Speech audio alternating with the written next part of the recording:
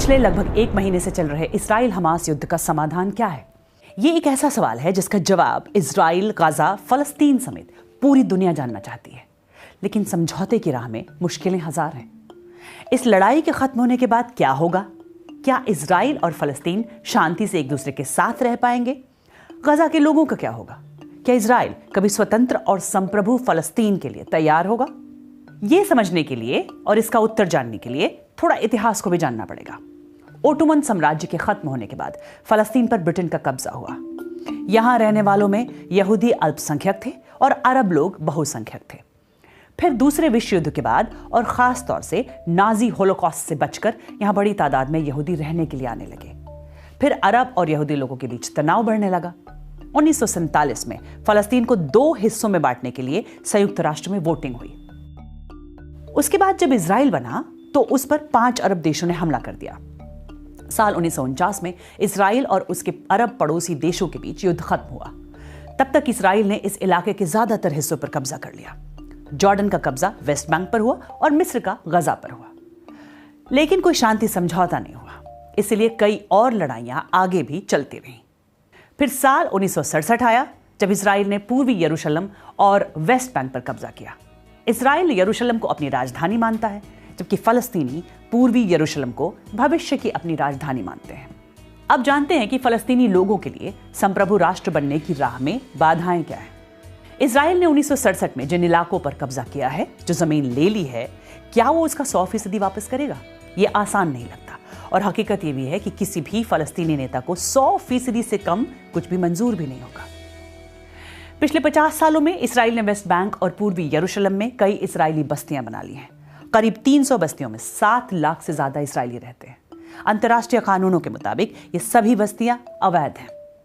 माना जाता है कि ये 2 देशों के साथ साथ रहने के नजरिए से एक बड़ी बाधा है।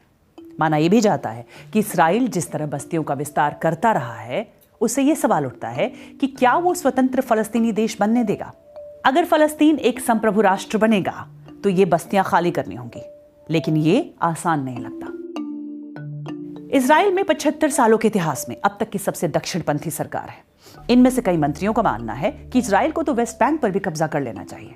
ऐसे में क्या मौजूदा सरकार में ऐसा कोई राजनीतिक हल निकल पाएगा जो सबको मंजूर हो? इस पूरे इलाके में लगातार होती हिंसा की घटनाओं से शांति प्रक्रिया प्रभावित होती है। अब 7 अक्टूबर को हमास के हमले में इजराइल में सैकड़ों लोग मारे गए, कई जख्मी हुए, बंधक भी बना लिए गए। इजराइल की जवाबी कार्रवाई में गजा में 10,000 से ज्यादा लोग मारे गए। ऐसे में क्या एक फलस्तीन के लिए संप्रभु राष्ट्र की घोषणा को इजराइल स्वीकार करेगा? इस पर सवाल है।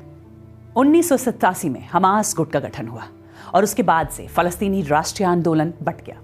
इसकी वजह से फतह के समर्थन वाला यासर अराफात का फलस्तीनी लिबरेशन ऑर्गेनाइजेशन कमजोर हुआ। हमास का नियंत्रण गाजा पर हुआ और तब से गाजा पर हमास का शासन है और वेस्ट बैंक पर फतह का। फिर एक राष्ट्र के लिए क्या ये दोनों गुट साथ आएंगे? ये भी कहा नहीं जा सकता।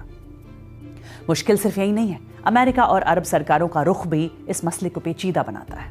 डोनाल्ड ट्रंप ने यरूशलेम को आधिकारिक तौर पर तब इजराइल की राजधानी के रूप में मान्यता दे दी थी, Jerusalem as the capital of Israel.